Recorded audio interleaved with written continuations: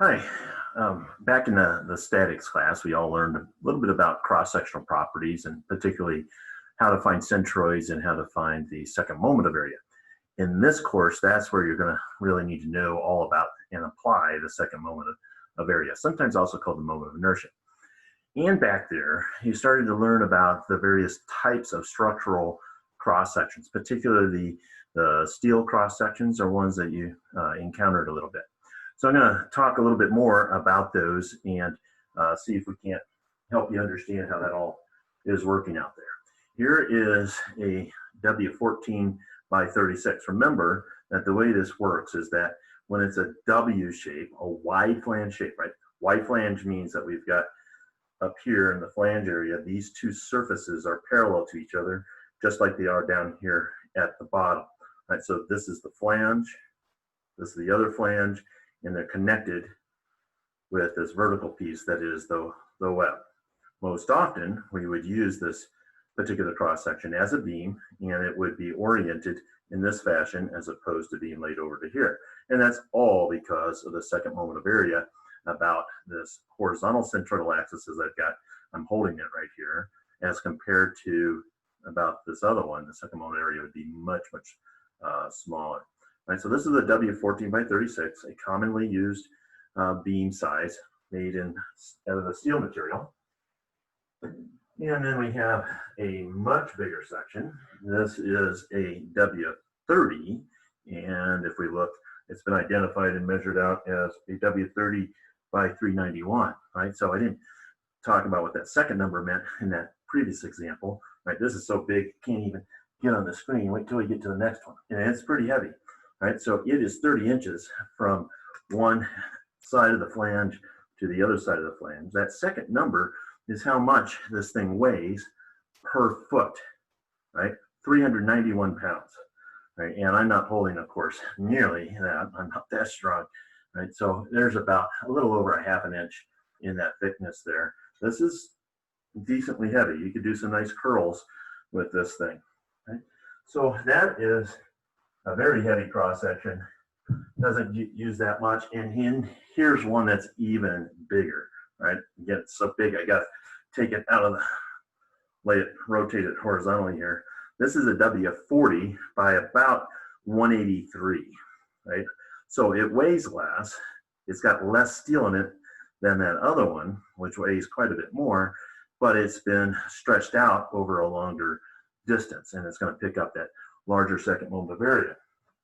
Right now, not all shapes are, of course, wide flange shape. That's the great thing about steel. So this little device that we have here is really meant to demonstrate different kinds of connections, but conveniently for us, what you can see when we get up close is this little L shape, and then there are two of these L shapes that are back to back. Each one of those individually are called steel angles.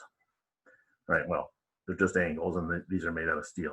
This would be called a double angle cross section because, gee, there's two of them. Right? In this case, they're equal size, which would typically be the case. They're also equal leg distances as well. So equal leg angles put together. Right? And they're convenient because you can connect it to something that's now in between the two angles and have a concentric section. Right? Now there's more than, of course, structural steel that we use for structural members. Of course, reinforced concrete, those sections tend to be rectangular in nature because that's the easy and inexpensive way to make those out in the field, cast in place concrete. When you get into precast concrete segments, then you start to see some of the more exotic shapes beyond just a basic rectangle. But it turns out that we can also make these various shapes out of other materials. And this one, which sort of looks like similar to that wide flange section, is not. And there's a couple of interesting things going on here. One, take a look at the side of this and you see all these flecks. Those lighter flecks are wood chips. So this is really a combination of epoxy with a wood chip filler there, and it makes it lighter weight than just pure epoxy and a lot less expensive as a result as well. So you take all those shavings that you get at the lumber mill and you can turn them into additional new materials, right? In this particular shape, which would be used as a very light kind of beam or member in bending, would be, notice here we've got this top surface of the flange, and the inner surface of the flange is sloped. It's not parallel to the outer. So that's what we call an S shape, as in capital S. Right? There's other shapes out there too, and none of these are exclusive to a particular material. You will find out in real practice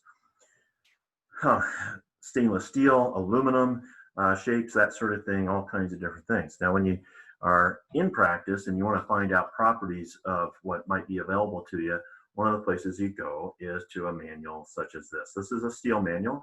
It's the 13th edition. So at this stage, it's been superseded by the 14th and then the 15th, and the 16th edition will be coming out not too distantly. About every 3 to 5 years is when they produce a new edition of the manual. In this case, all these geometric properties are here in some of the first couple of tabs in the manual. All these other tabs are design aids, and then the specification that sets the requirements by which we do the design is located elsewhere here in this particular manual. Yes, a lot of this is now codified, both in the sense of this is a code-like thing, but also from a computer code quite a bit. So we use this thing oftentimes in partnership with the computer-aided design tools, because when you start with computer-aided design, you got to know what the member size is before you even start the thing. Well, wait a minute, that's kind of the whole intent of design, is to know that. So you got to get started somehow. And so those printed manuals are still useful from that standpoint. You can do a couple of very simple calculations, get an estimate of what the size of the member is you want, and choose one of these, such as this W14 by 36 for your initial size, and then away you go, right? So we will have some other videos that will show you some other applications.